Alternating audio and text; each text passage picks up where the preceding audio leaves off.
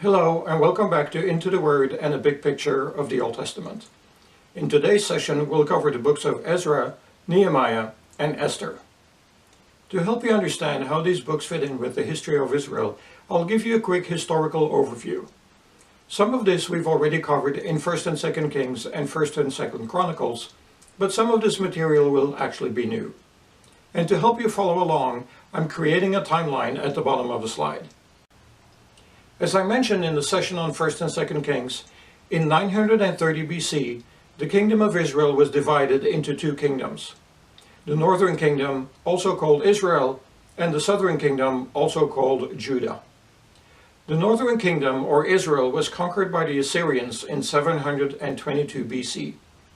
The Israelites who lived in the northern kingdom were sent into exile in the Assyrian Empire. Around 620 BC, the Babylonians started to conquer the Assyrians. In 607 BC, the Babylonians completed their conquest of the Assyrian Empire. 20 years later, in 587 BC, the Babylonians conquered the southern kingdom, or Judah. At that time, Israel as a nation ceased to exist. The large majority of the Israelites were forced to live in exile somewhere else in the empire. Then, in 539 BC, King Cyrus of Persia conquered the Babylonians, and therefore also the land of the Israelites. Cyrus soon issued a decree allowing the Jews to return to their homeland. The books of Ezra and Nehemiah follow the history of the Jewish people from the first return from exile in 538 BC to the second return in 458 BC. The books are about the rebuilding of the city and the temple, and the religious reforms instituted in the 5th century BC. So we start with the book of Ezra. The first 6 chapters recount how the first group of Israelites returned to Jerusalem and to Israel in 538 BC under the leadership of a man named Zerubbabel. Zerubbabel was a direct descendant of David, and he was put in a leadership position by the Persians. Upon their return to Jerusalem, they re-established the worship of God, and they started to work on rebuilding the temple in 536 BC. But partly because of opposition from the Samaritans to the north, they were unable to immediately finish the temple. Haggai, the prophet Haggai, actually encouraged or told the people they had to complete that task. So by 516 BC, the people finally finished the rebuilding of the temple. At that time there was a great celebration, but the older people cried because they knew the glory and how the magnificence of the previous temple. So they were kind of disappointed with how this new temple looked. Between the end of chapter 6 and the beginning of chapter 7, there's a gap of about 58 years. And then Ezra returned from Babylon in 458 BC with another group of Israelites. We have to keep in mind that the Jewish people were still part of this huge Persian Empire. They were not yet an independent nation at that time. Religiously, there was a lot of syncretism in the Persian Empire. The general belief was that one religion was not necessarily better than another religion. And certainly, people did not believe that one religion was the right way and all other religions were wrong. Also, there was a constant mixture of different religions, and basically none of these religions were really pure anymore.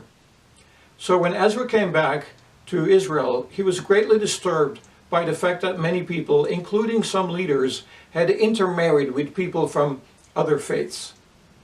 This was specifically forbidden in the covenant that God had established with the Israelites. So to correct this, they went as far as to dissolve all these interfaith marriages. Now we have to understand that this was a very drastic measure to make sure that the people of God as a community would continue to exist. This cannot be seen as an excuse for us today to divorce our spouse. This brings us to the book of Nehemiah. The first 6 chapters let us know how Nehemiah arrived in Jerusalem and how the people rebuilt the walls around Jerusalem under Nehemiah's leadership. As they rebuilt the wall, Nehemiah and the people had to constantly deal with opposition. Nehemiah dealt with this by praying, organizing the people, and giving God the credit. The problem in Jerusalem was not just physically rebuilding the wall. There was economic hardship and injustice as well. Some people had ended up in slavery, while others had mortgaged their property. This was social injustice, and Nehemiah appealed to the leaders to correct this problem.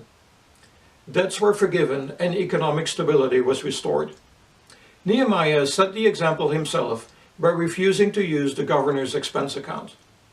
The money in this account came from the taxes the people had paid.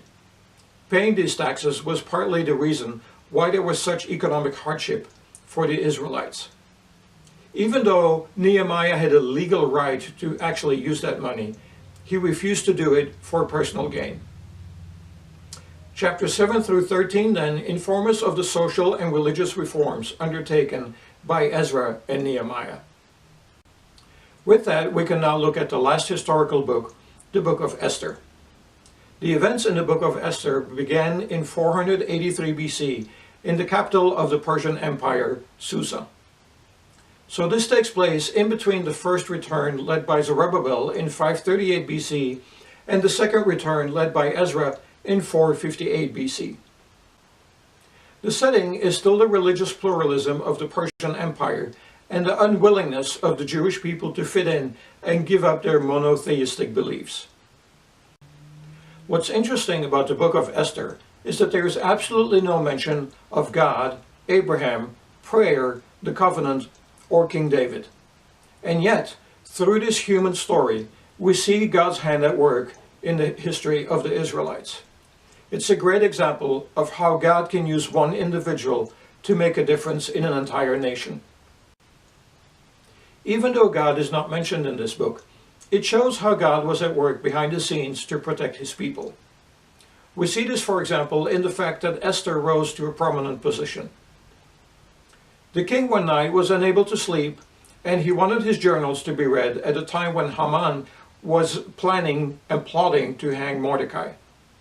And we see it in the reversal of Haman and Mordecai's situation in being honored, their position, and the life and death situation.